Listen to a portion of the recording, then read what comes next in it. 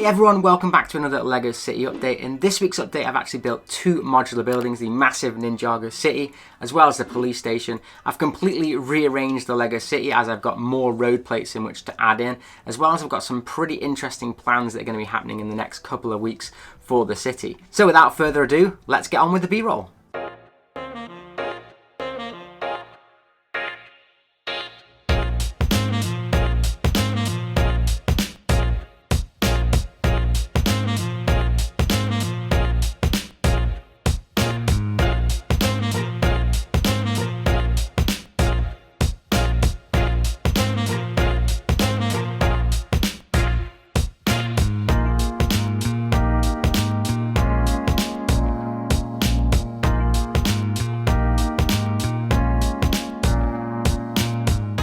Okay, so I'm starting this bit in really bad lighting for a reason. If you want to get to with the first kind of statement on the comment section from last week, which is by Matthew Wilkinson. He says, I love the LEGO City you're making. That's absolutely awesome. But yeah, the shape of the room really impinges the view. I think maybe in real life it's different. On camera, there was a view of your channel. The shadows and darkness caused by all the odd angles really diminishes the quality of your LEGO buildings. Yeah, fully understand. This is something I've been trying to fix throughout since I actually moved the LEGO City up here, and I think part of it is due to the fact that I've raised the city slightly. But the reason I was doing this in a darker section is because I have actually kind of tried to fix it a little bit this week. So hopefully you guys let me know in the comments down below if the lighting is a lot better this week. So first off, if you look over this way, I have bought this ridiculous diffuser. Now we're thinking, what is this? That's not going to add any light or anything. Well, actually behind here at the moment, if I just drop this off the city, you can see that my light is actually here, if that is in the screen. And these lights are super powerful, but they don't have any real diffusers bar these like metal clips on them. But if I actually turn this on now, you can see that that's the terrible harsh lighting with really dark shadows and stuff from my usual. Whereas now if I put the diffuser over it, it should look a lot better. Obviously still too dark, but it's a starting point. I also got a couple of these lights which are really cool. They're actually for my display cabinets downstairs. However, they have a magnetic strip at the bottom and they come with an extra one. So what I can do is pop these off, and basically you can have them as automatic or on, which I'll obviously do for the city. And what I've done is use the extra magnetic strip above on the eaves here, and it actually magnetic it above the city. It hopefully again just adds with a little bit more light. So there it is on, and there it is off. Slight difference, just gives it, kind of helps with a little bit of the horrible lighting issues. And one more weird thing that I bought is this. And it's for the fact that I actually have these lights over here. However, I can never get to them by going over the tables. So to help with the lighting, I can actually do that now. So hopefully with all this new kind of lighting, it does hopefully make it look a lot better in here and help show what I'm trying to do. So the next awesome comment from last week was by Ethan Urch. I think I've said your name right, sorry if I butchered it. And it says, train platform overpass should also lead up to the top level of the city. The second 9 3/4 platform would really help that happen. On the top level entrance to this train station, you could also have a turnstile entrance like a metro station. So that is an absolutely awesome idea, which basically what they're saying here is that obviously I was going to do another one of the 9 3/4 section over here and get the train, so it was a hidden bit underneath, but then obviously adding a turnstile and things over at the top, which could be a way down into the bottom part of the city. So that got me thinking, and I want to use some straight train tracks and the tram that I already have, and basically make a straight section here where the current road plate system is, and put a train track in to make that as a tram line that will go from basically over here, just a straight line all the way down here to over maybe there, or maybe right in the corner with an overpass. So it will just be on a sensor, so it'll just go backwards and forwards. It wouldn't be on a loop or anything, but I thought that would look really cool. And now you're thinking, well, how am I going to gain the extra space? Because obviously this goes right here. And that's got me thinking more and more about this horrible situation with the lighting as well, and these horrible curved angles over here. And what I'm actually going to do is I'm going to lower the city even more. So my plan is to buy more of these legs and make them up myself. I've actually ordered the little adjustable feet at the bottom. However, the wood's just not going to be available at the moment. I'm going to have to wait for that maybe a couple of weeks. But what I want to do is actually cut my own legs to a lot shorter, probably even like kind of the similar height to that. And basically what that will do is actually reduce the height significantly to the point where the city should actually then be basically lower than that wooden piece there. So it'll be kind of on what it currently is right there, that table there where the underground was going to be, which will definitely help with the height. As you can see, there's the bookshop going all the way down to there. It should hopefully then fit on the back comfortably, I'm hoping, maybe with some of the smaller buildings at least. So why didn't I do this before? What was the main issue? Why I didn't do this? Well, I had these calyx drawers here, which I was using as display, which I think would be really cool, because I wanted there to be a nice display behind me going down here. However, I've got an idea of what to do, and that kind of is one of the reasons that I'm also sacrificing but gaining at the same point. So basically, before I had quite a decent idea of doing an underwater section. I'm still going to be doing the underwater section, but this is going to be moved to the front where those cupboards are instead, and I'm going to have to reduce it by a significant height, and that's kind of why I have actually done this section here on SpongeBob, where I've actually kind of got it to there, because that's literally going to be the height of where it's going to be at the moment. So I'm going to lose quite a lot of height for the underwater bit, but I think realistically I'm going to gain so much more height on the rest of the city that I really do think the underwater really can't compromise the rest of the city. So that is my plans for what I'm going to be doing. So obviously in a couple of weeks I'm going to be having to move all of this off these tables again in order to lower the city, but what I wanted to do at the moment was actually kind of take it all apart and actually look at making an entire row behind using the new road plate system, so we can really see what it all looks like. Obviously some of the heights will be a bit off, so maybe I can pull it forward a little bit so I can just take a look at how it will all look, but I think that would be really nice to actually start seeing it as an entire street instead of it kind of all a bit higgledy-piggledy at the moment and figuring it all out. So I've got 2 new packs of the new LEGO road plates. I know people still aren't too happy with these, but I am going to be using them just because I don't have many of the old ones anyway, and they are really, really hard to find. So I'm going to be using these. I'm going to kind of try and make a row and see what kind of goes with that.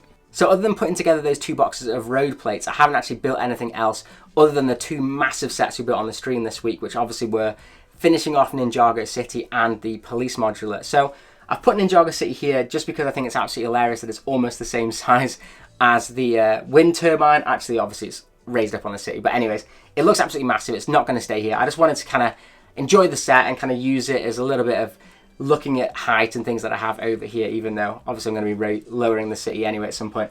But it's such an absolutely awesome set. I can see why people have this as like their favorite set. It's definitely topped into my like top 3 sets of all time.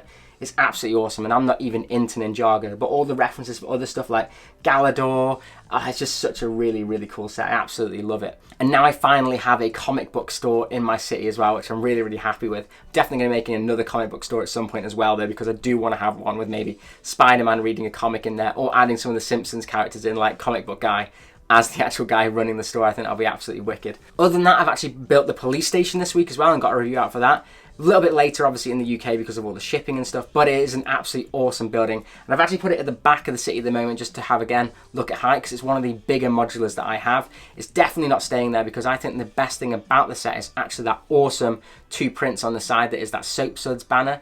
I think that looks incredible, and obviously where I've got it at the moment, it's completely hidden in the city, so it's not going to stay there, but I think it looks okay for now, how I've kind of got it, and I was just, like I said, playing around with them in different positions. Now, next to it, really interestingly, I've put Sesame Street. Now, obviously I haven't connected it to the roads properly at the moment, but I wanted to use that one because it's a really nice corner plot, like an inverted corner plot, and I think it works really, really well there. So let me know what you guys think of that. But I'm actually quite interested in how the pavement curves on that, so I want to get one of the road plates out and that set and look at if I can use that curved section to actually create a curved road piece with the new road plates. So that could be quite interesting. I might do a whole video on that if it actually works out quite well, because I know a lot of people have issues with the new road plates not having corners, so it might be a pretty decent way to at least create some sort of corner with the new road plate systems. And then actually next to that set is the downtown diner, which I think works really, really well here, because you actually have a little bit of an alleyway where Big Bird sits, and then it's got a nice rounded corner for the diner, which I think looks really, really nice. So I might keep those 2 kind of next to each other at the moment, because I do think that looks really, really cool. And then I've created a side road out with the zebra crossing on each side, because obviously you get a lot of those zebra crossings, but I didn't want to have too many of them everywhere. But I've actually done a 3-way, which you can't do with the old road plates, which is pretty sweet. And I've put the corner garage there because that is just an awesome set to have on the corner. It's just, yeah, it does look really nice from that angle for my city, so I wanted to put that one there, and it's where it's kind of lived most of the time I've had this city up here. So yeah, put that back there because I just think it looks really, really cool. I also moved Diagon Alley up here. Now, obviously that was in the theme park, and don't worry, it will be going into the theme park, because I'm not working on the theme park anytime soon at the moment, because I obviously want to lower the city. I want to work on this section and then move around, and the amusement park is over this way, and obviously I'm starting from left to right, so I'm going to leave that for now. But it's such a fantastic set that I just wanted to get it out and have a look at it again, and because it has, you know, similar modular height and stuff, I just wanted to use it to kind of get an idea in my head of how busy the city's going to look up here, and whether it'll, you know, the road plates are too thin or, you know, not not wide enough, which I've got a thought of as well, which we'll come to in a second. So other than that, I've also just put my MOCs around just to kind of busy it up a little bit. These I think are going to be completely moved away from where they are at the moment because they're way too close to the actual roads, and I haven't put enough pavements on them because I was actually using it with a train behind at the time, which obviously is not going to be happening now, so I can give them a lot more pavement space at the front. So that'd be pretty cool to do that at some point as well. Now, by doing this, I've discovered that I have an entire base plate at the back of this city setup and half a base plate at the front once the city's lowered and everything can be pushed back. So that is really, really cool because I only need half a base plate for the next kind of section of road that I wanted to do, which is going around the front here. So that gives me almost, not quite an entire base plate to play with. So part of that I want to use with that tram system that I was on about. So that'll be really cool to add that on going down here. That'll look really cool and then connect to the train station. So I'm super happy about that. Love the ideas that you guys had for doing that last week. So definitely want to be looking at doing that. And I'll need to get some straight track and look at how to convert that old tram kind of setup, because I don't know how you could use that with maybe one of the Bluetooth setups. I'm not too sure. You might have to use an old monorail motor potentially. But again, that still gives me a little bit extra. So what I'm thinking of doing is once I've got it all laid out and the roads kind of bought all the roads and got them aligned how I want them, I might then have a look at how many studs each side I can do to maybe widen the roads slightly with plates and then actually have bigger pavements, which then allows me to add more minifigures onto the side roads, which then I can add more scenes and stuff, which I know you guys really like, and I really like doing them as well. So yeah, especially with like the likes of Series 21, because some of those will be awesome in the city. And then other than that, I have quickly, just on the side, been quickly mocking up ideas that I had in my head that I just wanted to put kind of down in bricks of the potential Batcave that's going to be going underneath. It's already a base plate and a half, so I just wanted to see the space I had and stuff. But I put the Batmobile there, I put the computer there, potentially a lift and stuff. Don't worry, I will be doing an entire video on that when I get it done, so you guys can see kind of what I did and my process around it. But I just had a couple of bricks. I just wanted to see how it would look under the city, and I'm super excited to do that. I love Batman, and he needs to be added to the city.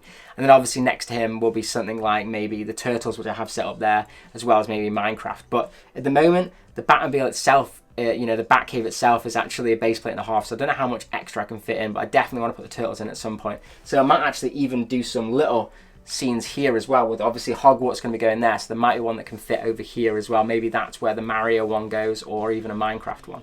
Who knows? So that's it for this week's LEGO City update. I really do hope you enjoyed it.